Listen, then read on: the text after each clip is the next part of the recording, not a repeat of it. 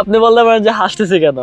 তো একটা জিনিস দেখে আমি হাসতেছি যে বাফুফে আগামী 13ই নভেম্বর নেপালের বিপক্ষে যে ম্যাচটা আছে ওই ম্যাচকে ঘিরে 26 জনের একটা প্রাথমিক দল ঘোষণা করছে। তো এখন বলতে পারেন যে এখানে হাসার কি আছে? হাসার কারণ হচ্ছে ভাই, দলটা ঘোষণা করছে কে? কে ঘোষণা করছে? আমাদের কোচ কই?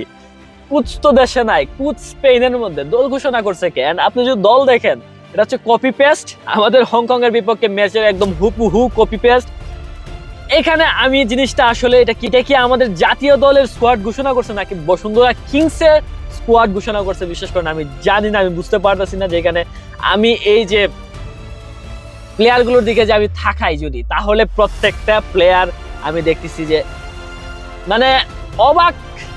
বাফুফে আমরা ফ্যানদেরকে বুড়ো আঙুল দেখায়া দিনের পর দিন আমাদেরকে কলা খাওয়াই যাইতেছে। আর কতদিন, আর কতদিন?